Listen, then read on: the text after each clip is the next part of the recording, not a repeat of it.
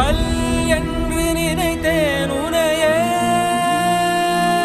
நீ யார் என்று சொன்னாய் மனமே தான் நீயா?